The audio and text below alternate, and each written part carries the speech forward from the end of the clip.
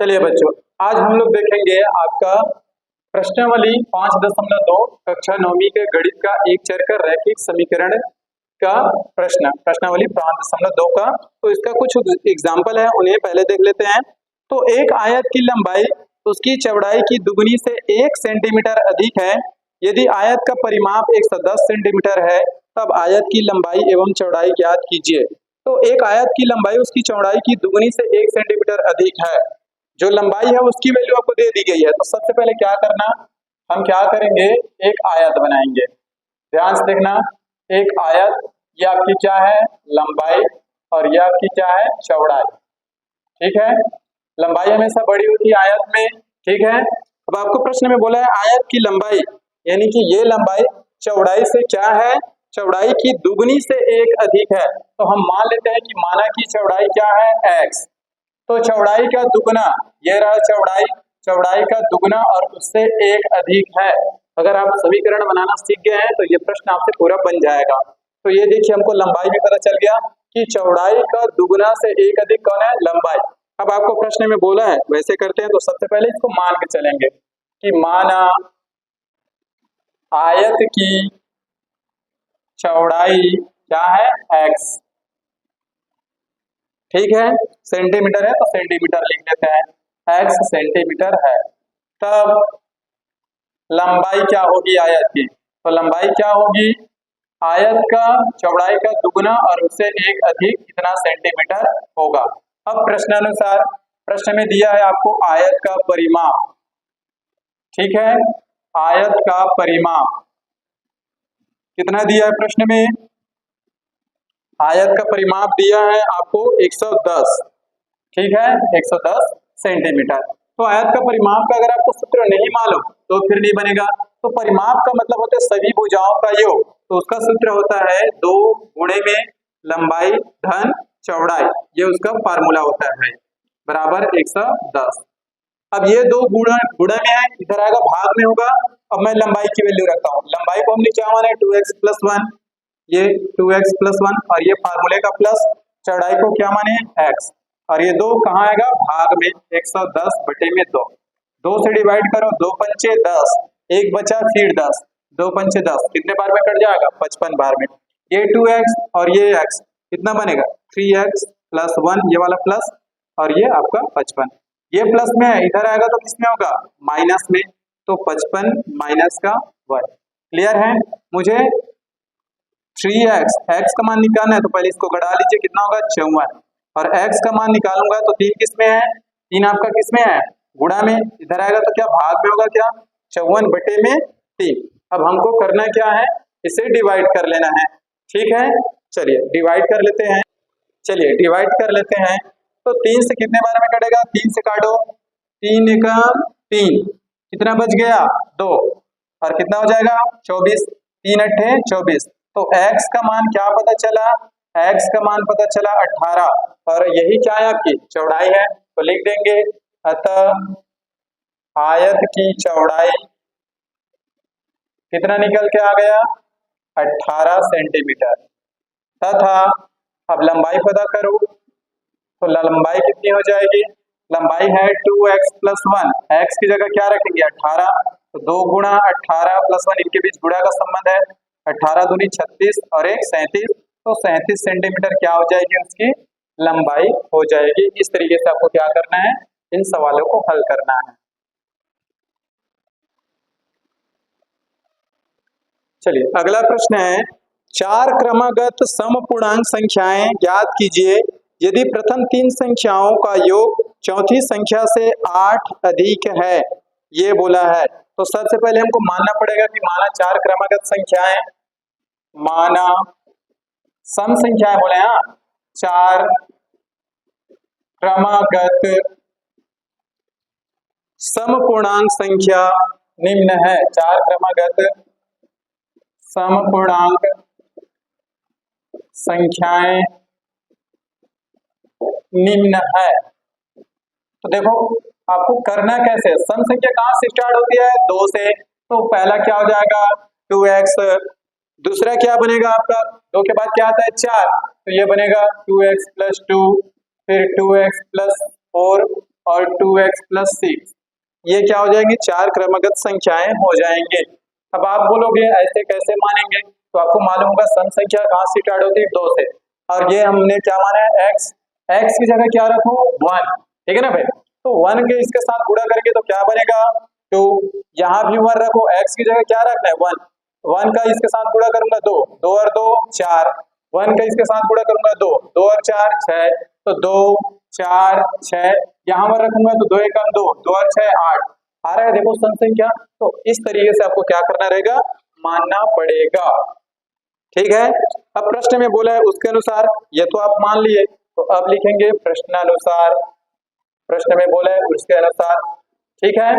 यह है आपका एग्जाम्पल नंबर 9, 8 हो गया, ठीक। प्रश्नानुसार, तो प्रश्न में बोला है प्रथम 3 संख्याओं का योग चौथी संख्या के से 8 अधिक है, तो ये हो जाएगा प्रथम 3 संख्याओं का योग, प्रथम 3 संख्याओं का योग चौथी संख्या से क्या है 8 अधिक, चौथी संख्या से क्या है 8 अधिक, तो ये कर दिया 8 अधिक। तो रखिए प्रथम 3 संख्याओं का योग, तो ये रहा प्रथम 3 संख्याएं, उनका योग कर दो, तो 2x plus 2x plus 2 plus 2x plus 4, यहाँ तक हो गया। चौथी संख्या क्या है 2x प्लस 6, और ये आपका 8 जो आपको दिया हुआ है, ठीक है। अब इसको आपको करना क्या है, हल कर लीजिए। 2x 2x 2x कितनी बार है 3 बार, 2 2 4 2 6, 6x, 4 और 2 6, ठीक। इधर आओ, ये 2x 8 6 14 हो जाएगा। अब x वाले को एक साइड, संख्या वाले को एक साइड, इसको इधर ले आएंगे तो किसमें हो जाएगा माइनस का 2x, ये प्लस में है, इधर आएगा किसमें होगा माइनस में, 6 में से 2 जाएगा कितना बचेगा 4x, और ये 14 में से 6 जाएगा कितना बचेगा 8। अगर मैं x का मान निकालूं, 4 किस में है गुणे में, इधर आएगा तो किस में होगा भाग में, 4 से कटेगा कितने बार 2 बार, तो x का मान मुझे क्या पता चला, x का मान पता चल गया 2। अब हमें वो संख्याएं पता करनी है, तो लिख लेना, अतः वे संख्याएं,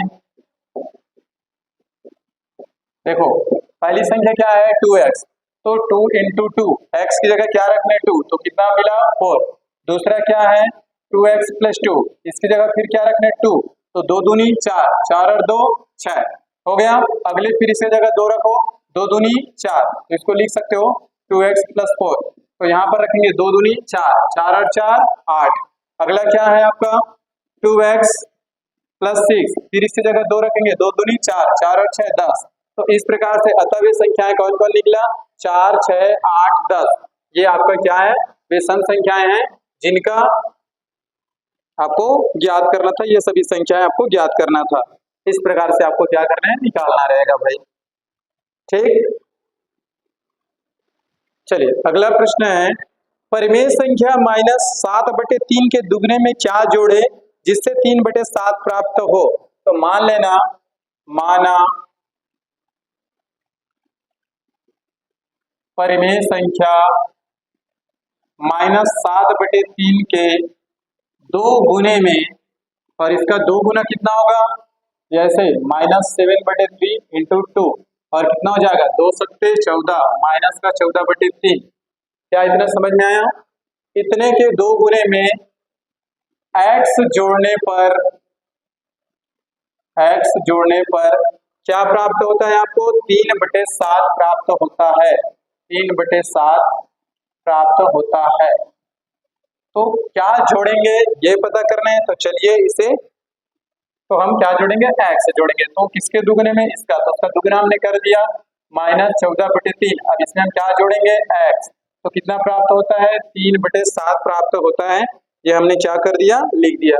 अब आपको हल करना है, 3 का इसके साथ पहले गुणा करो, कुछ नहीं मतलब 1, तो ये हो जाएगा -14 का 1 के साथ गुणा -14 प्लस का प्लस 3 का x के साथ गुणा 3 और 3x, और 3 का 1 के साथ गुणा 3, और ये आपका 3/7, 3/7।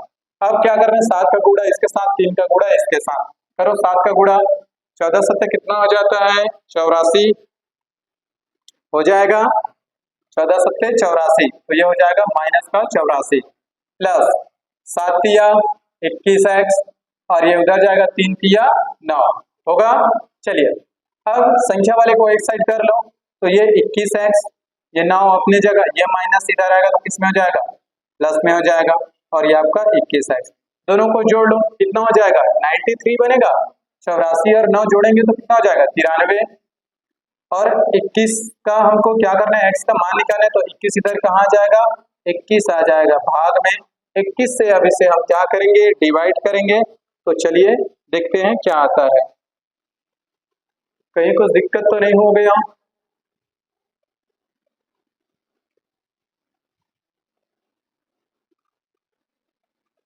एक मिनट, सॉरी यहाँ टेबल पढ़ने में दिक्कत हो गया है, एक मिनट। हाँ 14 सत्ते 98 होता है, कितना होता है 98, सॉरी टेबल पढ़ने में दिक्कत हो गया था। 14 सत्ते कितना होता है 98 होता है, ठीक। तो उस हिसाब से ये क्या हो जाएगा, ये आपका 98 हो जाएगा। सॉरी थोड़ा सा मिस्टेक हो गया था, आंसर नहीं आ रहा था। 98 और 9 कितना हो जाएगा 107 हो जाएगा। तो इधर कितना हो जाएगा आपका 107। क्या ये दोनों डिवाइड होता है, क्या नहीं होता है भाई, तो यही आपका क्या हो जाएगा आंसर हो जाएगा। तो क्या जोड़ेंगे, तो लिख लेना, अतः माइनस, या ऐसे लिख लो, अतः -7/3 के 2 गुणे में क्या जोड़ने पर, 107/21 जोड़ने पर क्या प्राप्त होता है, 3/7 प्राप्त होता है। इस तरीके से आप क्या करेंगे, इसे हल करेंगे। यहाँ गुणा करने में थोड़ा मिस्टेक हो गया था, इस तरीके से आपको क्या करना है, हल करना है भाई। आई होप आपको ये समझ में आ गया होगा। अगला प्रश्न है, यदि 13 के 3 लगातार गुणजों का योग 390 है तो उन्हें ज्ञात कीजिए। 13 के 3 लगातार गुणज, गुणज का मतलब होता है उसका पहाड़ा। तो सबसे पहले हम क्या करेंगे, उसे मान लेंगे। तो ये हो जाएगा, माना 13 के 3 लगातार गुणज क्रमशः क्या हो जाएगा 13x, और ये हो जाएगा आपका 13x + 1, और ये हो जाएगा आपका तीसरा 13x + 2 है, ठीक है, या होगा। माना 13 के 3 लगातार गुणज क्रमशः 13x, 13x + 1, 13x + 2 है। अब आपको क्या करना है, इनका योग, प्रश्न में क्या बोला है, इनका योग पूछा है और इनका योग दिया 390, तो वह संख्याएं ज्ञात करना है। तो प्रश्नानुसार चलते हैं। प्रश्नानुसार क्या बोला है, सभी को जोड़ो, तो कितना मिलता है 390। तो जोड़ दीजिए सभी को, 13x प्लस ये रहा आपका 13x + 1 प्लस फिर 13x + 2, और इन सबको जोड़ेंगे तो क्या मिलता है 390। तो हमको वे संख्याएं क्या करनी है, पता करनी है। ये आपकी पहली संख्या है, पहली गुणज है, दूसरी गुणज है और ये तीसरी गुणज है।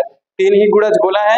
अब इनको चलिए जोड़ते हैं भाई। तो ये हो जाएगा आपका 13x, इसका पहले अंदर गुणा करो, प्लस 13 का x के साथ 13x प्लस 13 का 1 के साथ 13 प्लस 13 का x के साथ गुणा 13x प्लस 13 का 2 के साथ गुणा 26, और ये कितना हो जाएगा 390। अब 13 देखो x वाला 1 2 3 बार है, यानी कि 13 तिया 39, इन सबको जोड़ेंगे तो कितना होगा 39x। इन दोनों को भी जोड़ो तो कितना होगा 39 ही होगा, और इधर कितना हो जाएगा 390 होगा। चलिए ध्यान से देखिए इधर, अब ये प्लस में है, इधर आएगा तो किसमें होगा माइनस में। चलिए तो ये रहा 39x, 390 माइनस 39, ये प्लस से माइनस में आ गया 39x। घटाओ, 10 में से 9 जाएगा 1, 8 में से 3 जाएगा 5, और ये 3। हमें x का मान निकालना है, 39 गुणे में है, इधर आएगा तो किसमें हो जाएगा भाग में।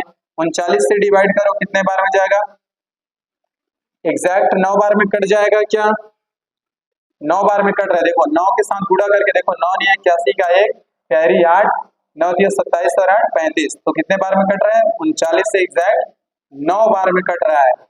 तो x का मान कितना आ जाएगा 9। सिर्फ अभी हमें x का मान पता चला है 9, तो यानी कि अब हमें वो 3 संख्याएं पता करनी है। अतः 13 का एक गुणज या पहला गुणज लिखेंगे, अतः 13 का पहला गुणज, और पहला गुणज क्या है 13x, और x की जगह क्या रखना है आपको 9, ठीक है ना भाई। 13 की जगह क्या सॉरी x की जगह क्या रखना है 9, और 13 निया कितना होता है, 13 निया होता है आपका 117। तो पहला गुणज पता चल गया कि आपका क्या है 117। दूसरा गुणज निकालो आप इसी प्रकार, दूसरा गुणज, तो दूसरा गुणज क्या है 13x + 1, x का मान कितना है हमारे पास 9, x का मान कितना है 9, 9 धन 1, तो ये कितना हो जाएगा 13, और 9 और 1 10, तो 13 दहम कितना हो जाएगा 130। ठीक, तीसरा गुणज निकालो, तीसरा गुणज क्या है आपका 13x + 2, यही है। चलिए x की जगह वैल्यू रखो, x की जगह रखेंगे तो क्या होगा आपका 13, x की जगह रखेंगे 9, 9 और 2 कितना हो जाएगा 11, इतना होगा।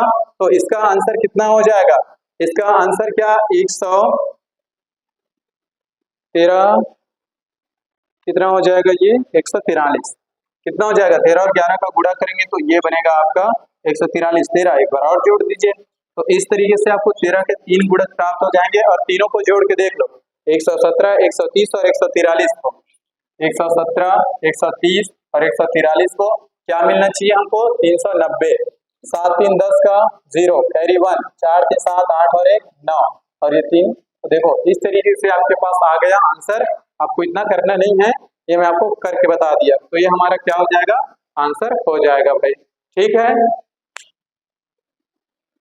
चलिए अगला प्रश्न है आपका, 2 अंकों वाली किसी संख्या में दोनों अंकों का अंतर 3 है, इस संख्या में इसके अंकों को बदलने से प्राप्त संख्या को जोड़ने पर 143 प्राप्त होता है, दहाई का अंक बड़ा है, संख्या ज्ञात कीजिए। तो सबसे पहले ध्यान से देखिए, मैं आपको समझा रहा हूँ कि मान लो कोई 2 अंक का संख्या रहा होगा 1 और 2, यानी कि ये इकाई और ये दहाई, और दोनों का अंतर, अंतर कितना बोला है 3, इतना बोला है, और दहाई का अंक क्या होना चाहिए बोला है बड़ा होना चाहिए। तो आपके पास कई ऑप्शन हो सकते हैं, अगर आप डायरेक्ट बना के देखेंगे आपको तो इसको पूरा हल करके निकालना है। तो अगर मैं मान लूं कि इकाई का अंक क्या होगा x, अगर इकाई का अंक क्या होगा x होगा, तो दहाई का अंक क्या होगा, यहाँ से अगर मैं इकाई को क्या मानूं x, और दोनों का अंतर क्या है 3, तो अगर मैं दहाई को निकालूं, इस वाले बॉक्स को निकालूं, ठीक है ना भाई, तो दहाई का अंक क्या होगा बता सकते हो, क्या दहाई का अंक इतना होगा, अगर मैं इकाई के अंक को x माना तो दहाई का अंक ये माइनस में है, उधर जाएगा तो किस में होगा पक्षांतर करेंगे तो प्लस में होगा, क्या क्या x + 3 बन जाएगा, इसको मैंने दहाई माना, तो अगर मैं दहाई का मान निकालूं तो क्या x + 3 होगा, क्या इतना समझ में आ रहा है। फिर से सुन लीजिए, मैंने इकाई को x माना और दहाई को अभी छोड़ दिया हूँ, और दोनों का अंतर प्रश्न में बोला है, दोनों अंकों का अंतर कितना है 3, अंतर मतलब ये माइनस, अगर मैं यहाँ से दहाई को निकालूं तो ये माइनस में, इधर आएगा तो प्लस में होगा, तो ये देखो प्लस में हो गया x + 3, तो आपको दहाई पता चल गया x + 3, और इकाई क्या है x। अब देखो दहाई के स्थान पर है, यानी कि ये क्या है 10 के स्थान पर है, और इकाई कौन से स्थान पर है 1 के स्थान पर, तो इसको लिखेंगे कैसे, इसको लिखूंगा ऐसे 10x + 3, और इकाई को लिखूंगा x, क्यों, क्योंकि 1 है इसके जगह, 1 को शो नहीं किया जाता, और दोनों का अंतर कितना है 3। इस तरीके से आपको क्या करना रहेगा, इसे हल करना रहेगा, दहाई है ये आपका दहाई निकला, और दहाई के स्थान पर 10, तो इसका 10 के साथ जुड़ा, और इकाई को हमने क्या माना x, तो इसके साथ क्या रहेगा 1 रहेगा। तो अब इसको हमको क्या करना है, हल करना है, तो चलिए ध्यान से देखिए कैसे बनेगा भाई। सबसे पहले हमको मानना पड़ेगा, माना 2 अंकों की संख्या में इकाई का अंक, क्योंकि 2 अंक की बोला है, तो माना 2 अंकों की संख्या में इकाई का अंक, इकाई का अंक कितना है x है, ठीक है। 2 अंकों की संख्या में इकाई का अंक को हमने क्या माना x माना, और इनका अंतर दिया है इकाई तथा दहाई का अंतर कितना है 3 है, तब दहाई का अंक क्या होगा, तब दहाई का अंक अभी मैं आपको बताऊं कैसे निकलेगा, x + 3 होगा, कैसे आया मैं आपको समझा चुका हूं भाई, ठीक है। अब हम निकालेंगे 2 अंकों वाली संख्या, इसलिए हम पहले पता करेंगे 2 अंकों वाली संख्या। तो देखो इकाई में कौन है आपका x और दहाई में कौन है आपका x प्लस 3, यही है। तो इसको लिखेंगे कैसे, दो अंकों वाली संख्या। तो दहाई में कौन है आपका, दहाई के लिए लिखते हैं 10 और दहाई में कौन है x प्लस 3 और इकाई में कौन है x। तो यहाँ से हमको पता चल जाएगा दो अंकों वाली संख्या, ये पूरा आपका दहाई है और ये आपका इकाई है। ठीक है भाई, तो चलिए इस 10 का अंदर गुणा करो तो ये बनेगा 10x, 3 दहा 30 और ये x, 10x और ये 1x कितना बनेगा 11x प्लस 3 सॉरी प्लस 30। तो ये पहले दो अंकों वाली संख्या का योग पता चल गया इसको हल करने पर। अब प्रश्न में बोला इनको विपरीत कर दिया जाए, इनके क्रम को क्या कर दिया जाए, उलट दिया जाए। तो लिखेंगे इन संख्या को आपस में बदलने पर, तो आपस में बदलने पर प्राप्त क्या प्राप्त होता है, आपस में बदलने पर प्राप्त संख्या। अभ्यास देखो कैसे बदलेंगे, जो इकाई में था उससे दहाई में और जो दहाई में था, तो इकाई में अभी कौन था x, अब उसे इसके जगह ला रहा हूं, इसके जगह, तो ये क्या बन जाएगा 10x, ठीक, और इसकी जगह इसको ट्रांसफर करेंगे तो ये बनेगा x प्लस 3, ये आ गया इकाई में, अब ये बन गया दहाई में। तो इससे पहले हल कर लीजिए आप, तो ये कितना बनेगा 10 और 1 11x प्लस 3, क्या इतना समझ में आया, ये पलटने पर बनाया थे। ठीक है, गुड। चलिए अब आगे प्रश्न में बोला है उसके अनुसार दोनों संख्याओं को जोड़ने पर क्या प्राप्त होता है 13। तो लिखेंगे इसलिए प्रश्नानुसार दोनों संख्याओं को, जो पहले था वो और पलटने के बाद जो था उसको, प्रश्नानुसार दोनों संख्याओं को जोड़ने पर, दोनों संख्याओं को जोड़ने पर कितना प्राप्त होता है 143 प्राप्त होता है। ठीक है भाई, ये प्रश्न में बोला था। अब हमको क्या करेंगे, दोनों संख्या को जोड़ेंगे, एक संख्या ये और एक संख्या ये, और दोनों को जोड़ने पर क्या प्राप्त होता है 143 प्राप्त होता है। चलिए दोनों को जोड़ देते हैं तो फिर, तो ये बनेगा आपका 11x प्लस 30 ये वाला, और इसको जोड़ेंगे तो कितना बनेगा आपका 11x प्लस 3 और बराबर में कितना हो जाएगा 143 प्राप्त होता है। 11 और 11 कितना हो जाएगा 22, तो ये बनेगा आपका 22x प्लस 3 और 30 कितना हो जाएगा 33 और इधर कितना है आपका 143। संख्या को पहले पक्षांतर करते हैं तो ये हो जाएगा आपका 22x 143, ये प्लस में इधर आएगा तो किसमें होगा माइनस में 22x। चलिए घटाइए, 3 में से 3 जाएगा 0, 4 में से 3 जाएगा 1 और 1 का 1, तो x का मान निकालेंगे तो क्या होगा 110 और ये गुणा में इधर आएगा किसमें हो जाएगा भाग में होगा। ठीक है, चलिए अब इसे क्या करेंगे डिवाइड करते हैं, तो चलिए 2 से कटेगा या 11 से कट जाएगा, 11 दूनी 22, 11 एकम 11 और 11 शून्य शून्य, फिर 2 से कटेगा कितने बार में 5 बार में, यानी कि एग्जैक्ट ये 22 से कितने बार में कट जाता 5 बार में।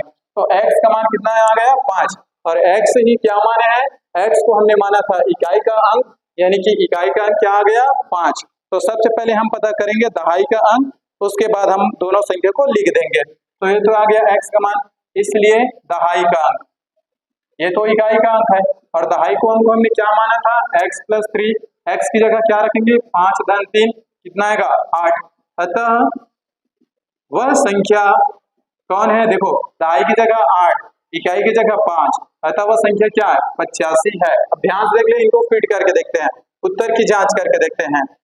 दोनों का अंतर कितना दिख रहा है 3, देख लो 8 माइनस 5 कितना दिख रहा है 3।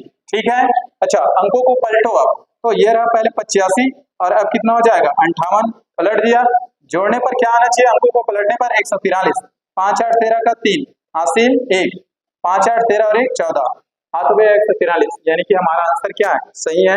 इस तरीके से आपको क्या करना है हल करना है, तो ये रहा आपका आंसर, देख लीजिए कहीं भी डाउट होगा तो पूछ लीजिए भाई। चलिए नोट कर लीजिए इसे। चलिए अगला प्रश्न है, इंद्रमणि और सोहन की वर्तमान आयु का अनुपात 4:5 है, 8 वर्ष के बाद इनकी आयु का अनुपात 5:6 होगा, दोनों की वर्तमान आयु ज्ञात करते हैं। तो सबसे पहले हमको मानना पड़ेगा कि माना इंद्रमणि व सोहन की वर्तमान आयु, सोहन की वर्तमान आयु, ठीक है। क्या दिया, 4:5 है तो उसको हम मानेंगे आयु क्रमशः 4x व 5x है, वर्ष है, कर लो 5 वर्ष 5x वर्ष है, इतना। इंद्रमणि का 4x वर्ष, सोहन का 5x वर्ष। आप चाहो तो सिंगल सिंगल लिख सकते हैं कि माना इंद्रमणि की आयु 4x वर्ष और सोहन की वर्तमान आयु 5x वर्ष है, ऐसे करके। अब सबसे पहले हम करेंगे 8 वर्ष बाद की आयु, तो लिखेंगे 8 वर्ष बाद की आयु। तो इंद्रमणि की आयु कितना हो जाएगा 8 साल बाद, इंद्रमणि की आयु, ध्यान से देखना भाई, 8 साल बाद, अभी वर्तमान आयु कितना है 4x, तो 8 साल बाद मतलब 8 जुड़ जाएगा, इतना वर्ष हो जाएगा। अब निकालो इसमें सोहन की आयु, तो सोहन की आयु कितना हो जाएगा 8 साल बाद, तो सोहन की आयु है 5x अभी वर्तमान में, तो ये 8 जुड़ जाएगा, और कम बोलता 8 साल पहले तो माइनस करते, ठीक है, इतना हो जाएगा। अब प्रश्न में जो बोला है उनके अनुसार, प्रश्नानुसार, तो प्रश्न क्या बोला है ध्यान से देखते हैं कि 8 वर्ष के बाद इनकी आयु का अनुपात 5:6 हो जाता है, तो लिखेंगे 8 वर्ष बाद इनकी आयु का अनुपात, इनकी आयु का अनुपात कितना हो जाता है 5:6 हो जाता है। तो देखिए 8 वर्ष बाद वाले दोनों की आयु का अनुपात, तो इंद्रमणि की आयु कितना है 8 साल बाद, 4x + 8 हो गया। सोहन की आयु कितना है 5x + 8, और दोनों ये अनुपात, और उनका अनुपात कितना है 5:6, यानी कि 5/6 ऐसे लिखा जाता है, ठीक है। चलिए अब इसे हल करते हैं, 6 का गुणा इन दोनों के साथ और 5 का गुणा इन दोनों के साथ, तो 6 का करेंगे तो कितना होगा 6 × 4 = 24x + 8 × 6 = 48, इसका हो गया भाई। इसका भी करेंगे इनके साथ गुणा, 5 का 5 के साथ 25x + 5 का 8 के साथ 40। क्या इतना समझ में आ गया क्या गुणा किया है उतना, ठीक। चलिए अब आगे देखिए, x वाले को एक साइड करेंगे और संख्या वाले को एक साइड, तो ये 48 को मैं इधर ही रख रहा हूँ, ये प्लस में है 40 इधर आएगा माइनस में, 25x अपने जगह है, ठीक है। ये किस में है प्लस में, इधर आएगा तो किस में होगा माइनस में, तो माइनस का 24x, 48 में 40 घटेगा कितना बचेगा 8, और 25 में 24 जाएगा ओनली x बचेगा, यानी हमको पता चला कि x का मान कितना निकल के आ गया 8, ठीक है। अब हम इनकी वर्तमान आयु निकालेंगे, अतः इंद्रमणि की वर्तमान आयु,